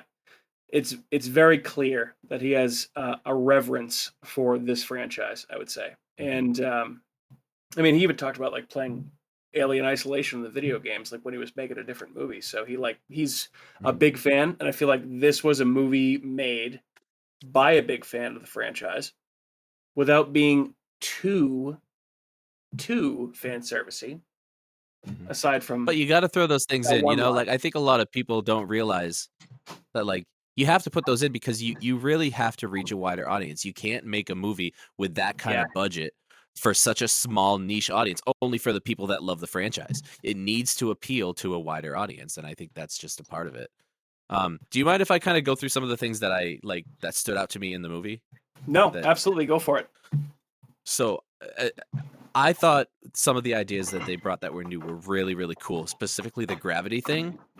That was awesome. Where the gravity was like not working quite right, and then it had to do this gravity purge where every once in a while it would just turn on and then everything would fall to the ground and then float up. Very cool idea, and a really good Chekhov's gun where they showed that in the beginning, and then it came into play later on when she was kind of swimming through the acid blood. After just an awesome pulse rifle. One of my favorite parts. Good writing. Good like storyboarding. Mm-hmm. Very good storytelling, for sure. But there's a lot of Chekhov's gun throughout this whole movie, and the thing, it has that constant tension because there's literally so many like countdowns. Everything is a countdown. You have limited time to do everything in this movie, and it just leads to another countdown. And so there's constant anxiety of getting things done at a certain time, which is makes for a good watch for sure. As soon as they got out into the zero gravity and they're floating around, I was so grateful that I did not get the IMAX ticket because I would have been so motion sick. I'd be puking in my chair if I saw that in IMAX, just because of the way the camera was floating around with everything. So that was cool. And another thing that I loved was the giant like pod, like the giant Romulus vagina, like because I know exactly in every what you're alien talking movie about, that and I'm we've glad you brought seen. it up. Go ahead. Yeah, the sack. In every movie that we've seen, you see you understand the biology, the biology of this creature, right? Where it starts in an egg, and then the face hugger comes out of the egg, and it injects something into your body, and then it breaks out of your body. But then, as far as we know, all of a sudden it's a xenomorph, and it's huge. I think it's really cool that he took the time to show you that in between stage of how it grows, into that creature, and it creates the big pod on the wall, and it just grows so rapidly inside this like cocoon and then breaks out. Like, that's really cool. I'm really glad that adding that it's bold, adding another step of the creature's like biology into this franchise. It's really, really bold, and I think it works really well. It makes sense. I thought that was probably one of like, for me as an alien nerd, one of the coolest parts of the whole movie. Yeah. And when the tail comes out and gets it's so good. What a good kill. It was great. Some good kills. It was so good. I just like, yeah, I mean, I don't even know if I mentioned it, but Andrew and I saw it like last night, right? There was when the 20th Century Fox logo like you were so switched over to like the green like alien like, color scheme. God. I was like, I fist pumped in theater. I was like, oh my God, it's so good. But yeah, it had such a good feel. And I remember him saying that, we're going to really try to make it feel like a combo of Alien and Aliens. And they pulled that off so well with all of the machinery starting up in the beginning and the cassette futurism stuff they had going on. They had the little, more fan service. They had the little birdie that dips its beak into the water. That we see on the Nostromo. But what is really cool is when they get onto Romulus and everything still feels like Alien, but then they get the lights on, and as soon as the lights come on, they're using the exact same lighting as Aliens. It feels like Aliens, and I was like, it's an amazing, like, that's just such a little thing that you wouldn't even pick up on unless you've watched those two movies so many times. But like, as soon as the lights come on, I'm like, now it looks like we're on LV-426, and it was amazing. Like, he did such a good job with the set design and things like that. But I think the shining star of the movie was Andy, 100%. I think that performance was incredible. I love the idea that he's the reveal in the beginning that he's an android. Like, I didn't see that coming. That was very, very cool. And then the idea that he's damaged and he's kind of like a little bit slow and not, I just thought that was a really cool angle. And it helps create so much empathy for that character. And it's weird having empathy for someone who's not human, right? It brings up a lot of ethical questions and what does it mean to be human, and like, why am I feeling for this thing even though he's not a person? Is it just because he looks like us? It brings up so many interesting questions. And it makes such a stark contrast when he does get that new chip in his mind and he's all about the company, and now all of a sudden he's evil. But do you need to look at him as evil? Do you need to be afraid of him now, even because you've built up so much empathy for this character in the beginning? It was so well done. Sorry. I couldn't agree with you more, and I almost looked at him like a pet, right? Like that's how clearly. Yeah, no, that's a good point. Like, what are you gonna do? You're gonna leave this pet behind? Like, but he was obviously an android, so it was a really cool angle, and I thought he did a great job. Like, when the new consciousness was uploaded, and he just like clicked into it. It was incredible. It was awesome stuff. So, yeah, he was good. He was, I think, one of the highlights of the movie for sure. Yeah, and it's kind of sad how forgettable a lot of the other characters were. Like the two guy characters, the one guy that hates androids because his family was killed by an android or whatever. Like, that's kind of played out. That's iRobot. That's there's so many so many sci-fi movies. He was, I think, easily the most disposable douchebag in the entire movie. Well, you have to have that because someone has to die. People have to die in these movies, or else what are we doing? Too. Something in the war. Something in a fucking war. Something in a fucking war. Something in a fucking war, boys. The worst. I fucking hated that guy. Oh yeah, the sheer amount of facehuggers too. I was really laughing. I had to stop for gas on the way home, and I stopped at a gas station and looking up, I'm pumping gas and I look up and I'm like, oh shit, there's like a big ass spider on this gas pump. And then I look around and I realize there's spider webs everywhere, and it was the like brown ones that had like the big fat butts and like the curved legs, like the Oh yeah. I counted like 18 of those spiders, and I have crippling arachnophobia, and I literally stopped pumping gas at like $17, and I was like, that's enough to get me home. I'm leaving. I can't stay here. It was terrifying. I don't know if I knew that you had arachnophobia, Shauno. I feel like that's Oh, yeah. a new piece of information for me. Crippling arachnophobia. I have that, but with bees, whatever that actually is. Yeah, So. see, that doesn't bother me. Bees don't bother me. Snakes don't bother. It's just spiders. Just spiders.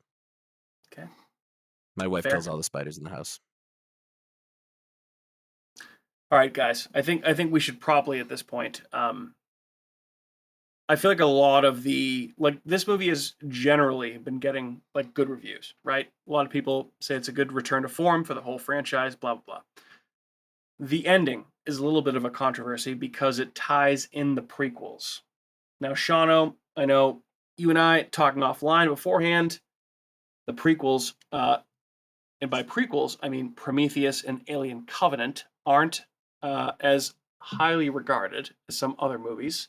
And there's obviously a huge tie-in to at least Prometheus in this movie. I don't know. It's been a huge thing.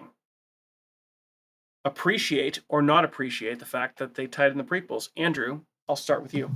I love the fact that they tied him in. That's probably my favorite part of the movie, is the absolute fucking monster at the end of this movie. Yeah. That is the scariest creature I've ever seen in any alien movie, any fucking movie. That monster is so fucking. It was terrifying. So weird. It scared the fuck out of me. I was like, get the fuck out. The process of it, birth and everything was it was a lot. It was a bit much. Yeah. So good. I loved it. I mean, unbelievable scene, right? Fantastic scene. Yeah, and I think I said this before, but I personally really enjoy the prequels. I know a lot of people don't, but I thought it was a really cool addition, and I think ultimately what you will probably think about this movie is your mileage may vary depending on what you think of the prequels, right? That's because that's a really good way to put it. It's really Alien, and then it's Aliens, and then it's Prometheus, and then it's kind of Aliens again at that point. Yeah. But I don't know. I personally thought that touch was cool. And when Andrew's right, I mean the monster. Holy fucking Jesus Christ Almighty! My favorite monster. This is literally the scariest thing I've seen in like 10 years. That monster is a fucking monster. Absolutely fucking horrifying. Yeah. If you don't think Really this monster scary. isn't the scariest thing you've ever seen, I don't know what the fuck we're watching, because I was fucking just, like, horrified. chewing on I was the like, girl's oh neck. my god, how's that Yeah, nipple? that How's that was fucking gross. neck nipple? That Whatever was the gross. fuck you're eating. That was You certainly creepy fuck. gross. The monster sauce just leaking off that bitch. I don't fucking like him. Monster sauce. All right. Horrifying. Horrifying. Shauno, I know you're not as big of a fan of the prequels. Thoughts, my friend? First of all, terrifying. Agree. That ending was terrifying. Yeah. I didn't love it. I didn't really like it. I thought the movie should have ended. I originally thought the movie should have ended 15 minutes early, but before she gave birth. I kind of was hoping that she would have just died. Oh. See, that was like my favorite part. I'm so surprised. Right. So Yeah. here's the thing. So I think I was no, you know what? I was on board until I saw the monster, until it was fully grown. And then that was my favorite part. Me too. I'm I just kind of threw my hands up. Awesome. Because to me, for Alien, the xenomorph is the monster. That is the ultimate monster. And but when you make human, the fact that it had human, that's the thing. The fact that it had a human I face. completely understand what he's saying.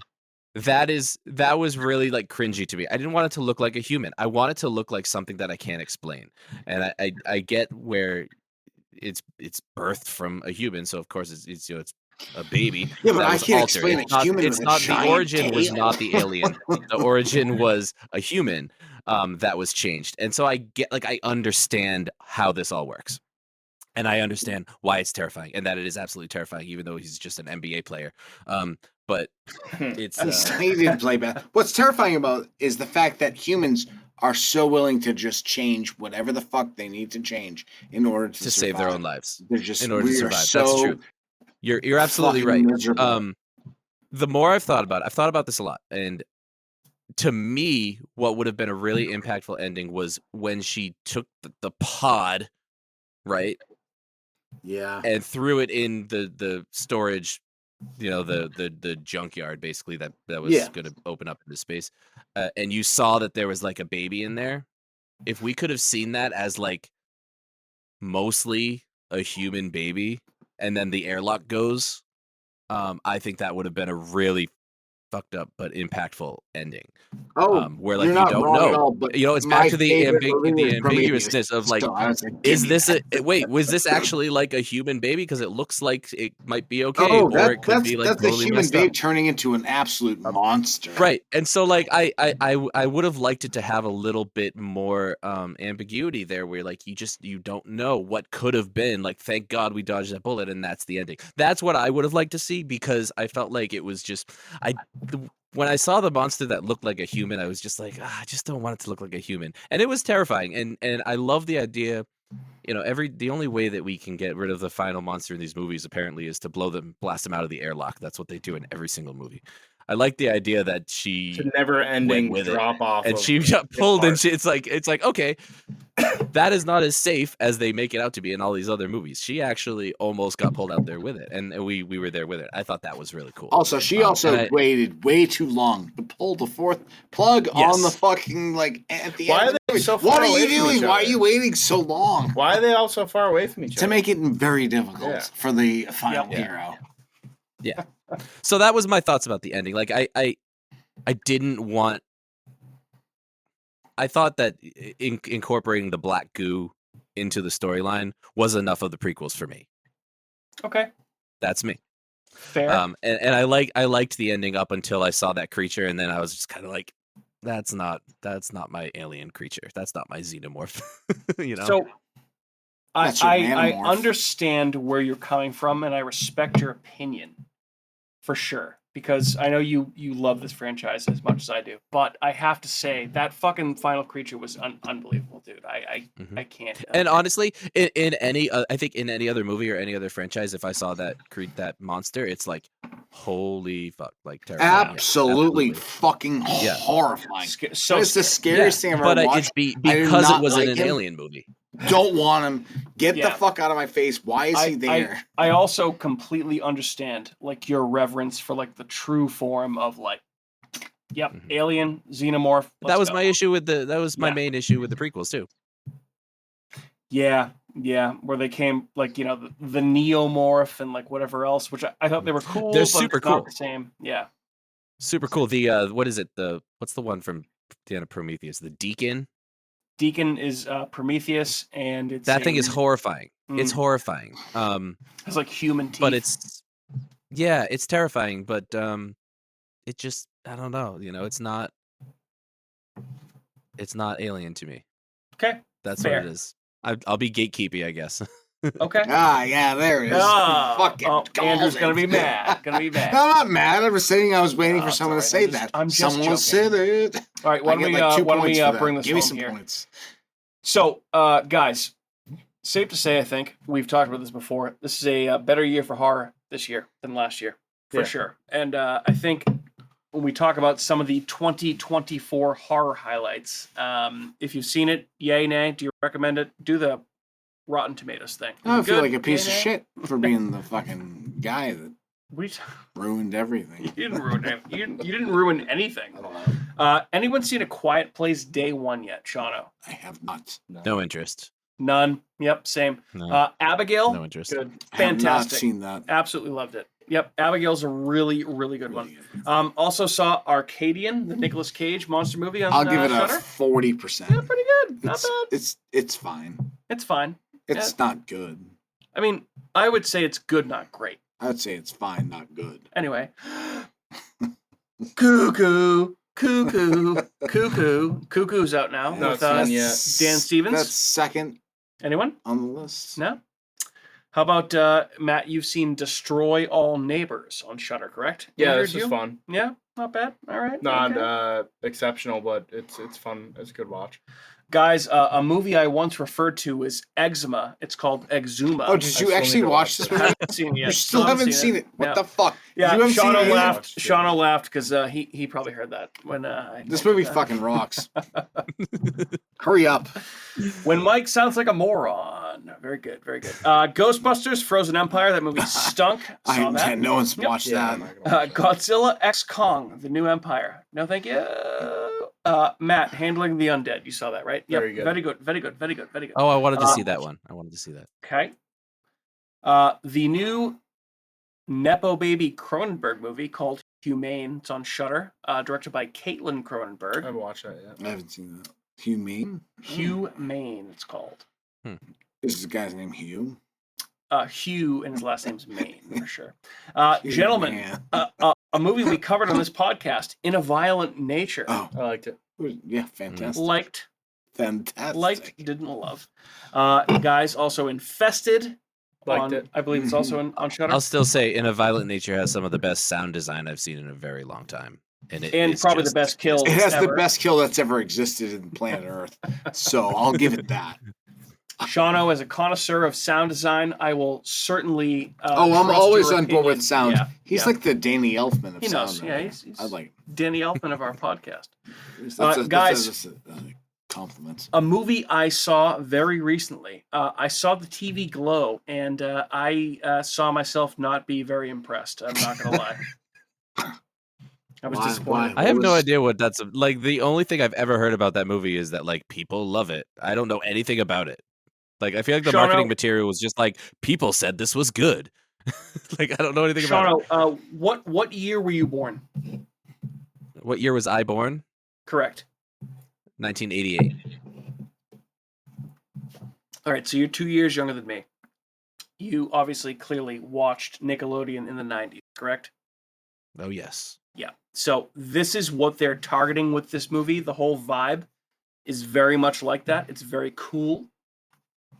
But then it gets like very David Lynchy at the end. And it's just like, what the fuck is actually going on? Eraserhead? Yeah, it's super weird. I mean, I'll give it some serious points for being interesting at the very least. Anyway, so that's I saw the TV Glow.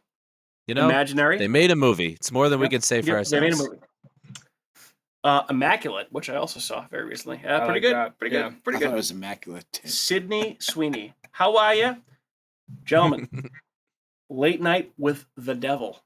An immaculate movie. Banger. An immaculate movie. That's number 2. Nice callback. Shauno. Nice callback. Did you see Late Night with the Devil yet? I did. Boy, what'd you think? Loved it. Attaboy. I love the analog horror stuff.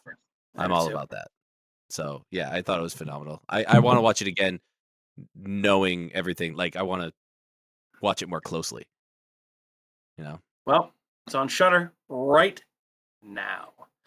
Lisa Frankenstein's also a movie that's on Peacock. Oh, that one's fun. Did you watch that? No, haven't yet. Any good? Yeah, watch it. It's good. It's fun. Okay, fair enough.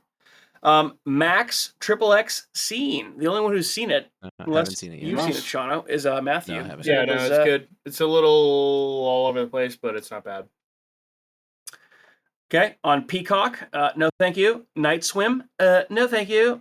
Are You Afraid of the Dark? Did it better with one of their episodes. No thank you. One very much thank you that I really want to see, Oddity. I've heard it's very good. Yeah, heard that's really fucking scary. Dude, I want to see that serial killer movie. Really fucking good. Strange Things or whatever the fuck it's called.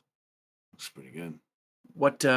Wait, which movie? It's a serial killer movie. Okay, all right. We Strange found it. Things. No. Guys. Also released the same weekend as Alien Romulus is the Crow remake, which is getting absolutely fucking lambasted. That by movie. critics. Yeah, no thanks. Yeah, because nobody asked for that. Yeah, right. Yeah, I didn't ask for shit, and it definitely wasn't that. Brandon Lee. The Crow is such a unique thing because of Brandon Lee and like everything. Like it's just it's just one that you probably just don't touch. Like just let it be. Nobody asked for it. There's not like a huge Crow fan base where people are like loving the Crow. All like you know, I don't know. There it just there feels must be unnecessary to me. Like there might be some alternate Berenstain dimension where people are clamoring for a remake of The Crow. There is. It's probably below bang. It's probably the production company saying, "What do we have Like, what do we own? You know, what do we have the rights to? Let's just make something that we think people will like. Right. So we don't need to buy. Like, we already own the rights to the Crow. Let's make a new Crow movie, so we don't need to come up with something else. I think everybody heard what you were trying to say. Man. I was like, anyone heard any of that? Right. All right. I think. Let's see what else we got here. Matt, before you go, The First Omen. Very good. Very, very good. Very good. All right. We've been recording so long that Matt has to actually leave. Sorry, guys. It's all right. It's all right. It's fair. It's all good. It's all good. Fair enough. First Omen. Let's see what else. And I think that's pretty much it. Oh, God. All right. Shauno, what else we got, my friend? Anything else you want to talk about related to Alien Romulus or anything else in between or America's Hometown Horror or anything else that's on your mind, my friend? I don't think so. I think we went over most of it. I mean, definitely go see this movie. Yeah. Please go see this movie. See it in theaters if you can. If you don't know the Alien franchise that well, you are not going to be missing out. It's still a good movie that explains itself. But if you have an understanding of the ins and outs of the franchise, then there's a lot to enjoy in this movie. Don't let the fan service get to you, because some people let it get to them, and people just don't want to like things. They try so hard to not like things, and I think you need to just watch it for what it is, enjoy it, enjoy the thrill ride that it is, and I think that's my final thing. I had issues with the ending, but it didn't tarnish how I feel about the whole movie. So, well, I'm glad to hear it, Shauno. Good stuff. Yeah, this movie fucking rocks. You should totally go see it. And I don't really know what else to say. It's awesome, and it's a great, worthy entry in the Alien franchise that you should totally go see. Go support. I will say, as a theater. father of 3 young kids, it's really cool going to Disney Plus and seeing all of the Alien movies promoted on the homepage. Hell yeah, but you can't watch them on Disney Plus, which is funny. Because I saw the same thing. There's a lot of horror stuff on Disney now. They dumped anything that Hulu has, and all their Fox stuff is like all dumped. Like, you can get all of it on Disney Plus now, which is kind of cool. They have, like, you can literally go to their search bar and they have categories. They have a horror movie category on Disney Plus, and it's all like real horror movies, not just kid stuff. Usually when I go on Disney Plus when I'm looking for spooky stuff, I'm just doing Simpsons Treehouse of Horror stuff personally for me. Yeah, they got all of them on there, don't they? Oh yeah, the whole thing, the whole shebang. All right, Shauno. Well, I have to say it's been an absolute pleasure having you back on the show yet again. And thank you for having me. Oh my God, of course. And I think I speak for Matt and Andrew when I say that we are certainly incredibly appreciative of the work you do for us. And you make us sound great, and it's awesome. So we certainly appreciate you, buddy, and certainly appreciate you coming on. Been an absolute blast, and couldn't think of a better movie to talk about with you. Yeah, we've been going back and forth a couple of times with a few different movies, but this one definitely was the right choice. Oh, absolutely. I'm so happy we did this. And I still would like to do Behind the Mask at some point, though. You guys got to watch that one. Leslie Vernon. Next time. Check that one out. That's interesting. Next time. And I'm looking forward to actually seeing you at Haunts and Hops. It'll be great. Absolutely. And it'll be so much fun. So, anywho, thanks so much for tuning in to another episode of America's Hometown Horror. My name is Mike. I've been joined by Andrew and Matt. And, of course, our good buddy, Shauno. Lady... oh, wait, there's no lady here.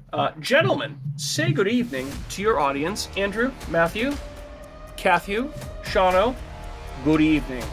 Good evening.